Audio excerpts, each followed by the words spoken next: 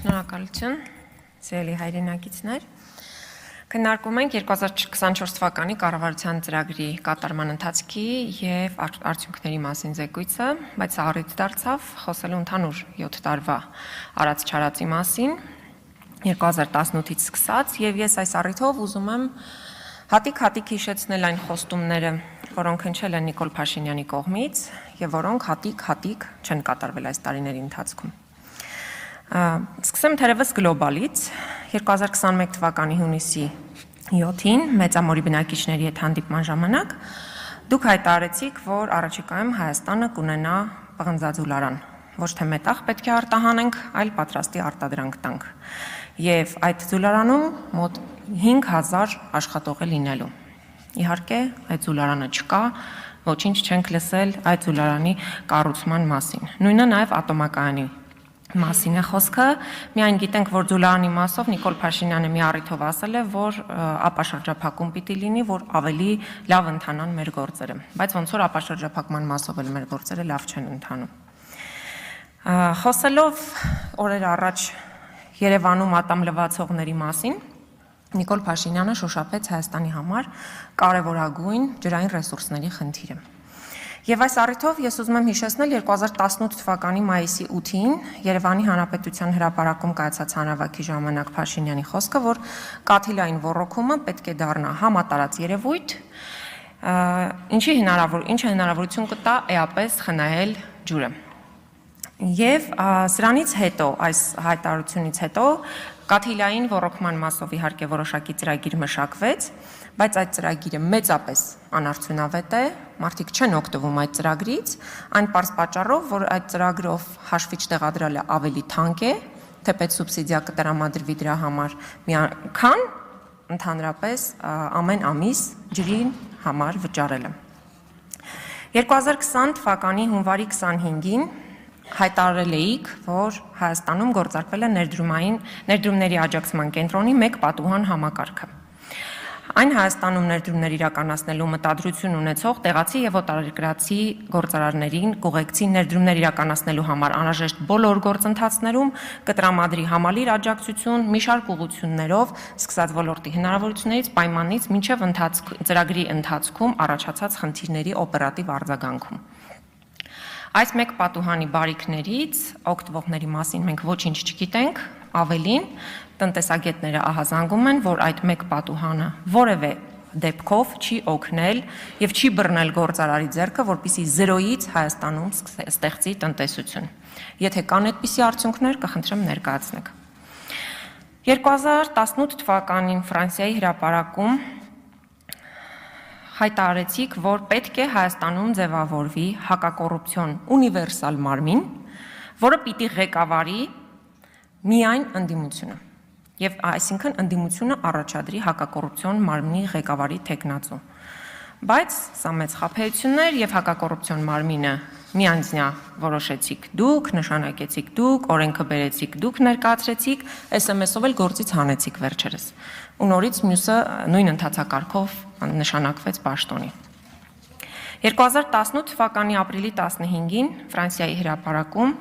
դարձյալ հայտարարեցիք, որ պետք է ստեղծվի ընտրական հանցագործությունները հետաքննող մարմին, որի ղեկավարի թեկնածուն պետք է առաջադրի ընդդիմությունը կամ ընդդիմադիր խմբակցությունները կոնսենսուսով։ Բայց այս համակարգն էլ որպես այդպեսին չի գործում, չկա, չի ներդրվել։ Իմ հայրենի Գեղարքունիքի մարզում քարոզարշավի ժամանակ շատ ցանկալի հայտարարություն արեցիք, որ Սևան ազգային պարկի տարածքները ինչ որ պաշտոնյաներ բաժան են արել, ծիծաղելի գումարներով վարձակալության են տրված եւ իմ առաջին հանձնարարականներից մեկը լինելու է, որ տրամաբանական վարձավճարներ սահմանվեն, Սևանալիճը պետք է դարձնել բարձրակարգ տուրիստական գոտի եւ առաջին պայմաններից մեկը, որ այդ ցանցային ցանկապատներից ազատվի Սևանալիճը։ Գնում ես, քայլում ես ափով, մեկ էլ տեսնում ես չափառ է դրված։ Բայց այս տարիների ընթացքում դուք գործնականում ոչինչ չարեցիք Սևանալիճը այդ չափառներից ազատելու համար։ Ավելին, 2022 թվականին ձեր իշխանության տարիներին, ձեր մարզպետ Գնել Սանոսյանի թույլտվությամբ եւ շրջակա միջավայրի նախարարի համաձայնությամբ, ինչպես նաեւ Սևան ազգային պարկի համաձայնությամբ, Կապավոր ՍՊԸ ընկերության տնօրենների խորհրդի նախագահ Արման Հակոբյանյանը կառուցեց շքեղ առանձնատուն Սևանա լճում եւ դրեց մի նոր չափար Սևանա լճում։ Լճի ափին ներողություն։ Մի թերևս չհասցնեմ, լավ, առաջ անցնեմ։ Հատիկ-հատիկի արդյունավետության մասին երկու օրինակով եմ ուզում խոսել։ 2019 թվականին շատ եմ այս մասին խոսում իմ տարբեր հարցազրույցներում։ 2019 թվականին Golden Palace-ը Թալանչի Արմեն Ավետիսյանից վերցրեց պետությունը 15.8 միլիարդ դրամ ներողություն արժեքով։ 2 ամիս անց աճուրդի հանվեց, բայց աճուրդի հանվեց 7.5 միլիարդ դրամով։ Հետո դրանից 2.5 տարի անց մեծ դժվարությամբ վաճառվեց այն վերջապես Project Invest ընկերությանը, էական չի ով է, թեպետ մենք գիտենք, որ նա այս իշխանությունների սրտի գործարարն է Նարեկ Նալբանդյանը, եւ ի վերջո 15.8 միլիարդ դրամ արժողությամբ Golden Palace-ը Նարեկ Նալբանդյանը գնեց 5 միլիարդ դրամով, ընդ որում մարելու տարբերակով, որ մինչև 26 թվականը ամեն տարի 1 միլիարդով վճարի։ Նույն պատկերն է նաև հատիկ-հատիկ Range Rover-ի իրավիճակը, իհարկե դա նվիրատվություն էր էլի, բայց 10 միլիոն դրամի փոխարեն վերցված Range Rover-ը աճուրդի է հանվել 5.5 միլիոնով։ Այսինքն այս տնտեսական հաշվարկներով սենց ենք հատիկ-հատիկ հարստացնում մեր երկիրը կամ թալանը վերադարձնում ըստ արդյունավետության։ Եվ թվարկեմ նաև 3 խոստման մասին, իհարկե այս խոստումները կարելի է շարունակել, բայց իմ ժամանակը չի բավարարի երկար թվարկել այդ խոստումները։ 2018 թվականի նոյեմբերի 28 Լոռի, Վանաձոր հայտարարեցիք, որ հայ-էլեկտրոգործարանի տարածքը հայ ներդրողի կողմից արդեն վերցվել է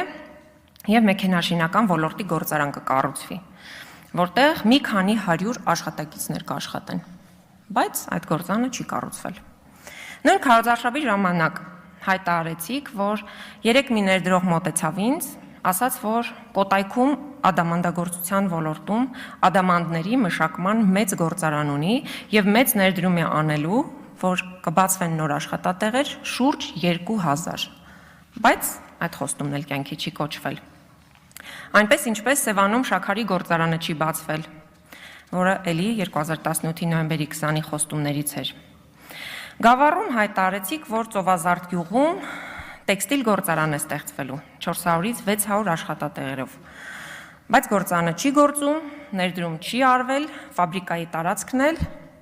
դատարանով սնանկության կառավարչի կողմից օտարվել է, այսինքն այն ինչ որ նախկինից կար, էդ էլ հիմա չկա։ Եվ ինչ է ստացվում, որ կենցաղայինից սկսած մինչև գլոբալ հարցեր մենք ունենք չկատարված խոստումների հսկայական փունջ եւ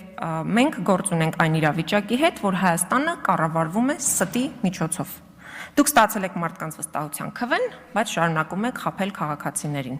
Եվ ել չասեմ, որ դուք եկել եք կոռուպցիան, թալանը, ամենաթողությունը վերացնելու համար, բայց կոռուպցիան, թալանը եւ ամենաթողությունը շարունակվում են ձեր օրերում, որի մասով ես գլխավոր դատախազի զեկույցի ժամանակ կներկայացնեմ փաստարկված, ինչպես նախորդ անգամ եմ ներկայացրել եւ նաեւ հաշվետվություն կուզենք, թե ինչ է արել նախորդ կոռուպցիոն բացահայտումների առիթով տիկին դատախազը, բայց փաստ է, որ ամենամեծ փոշիացած ծրագիրը Անիֆի հիմնադրամի գործը շարունակելու է մնալ ձեր ամենագլխավոր կոռուպցիոն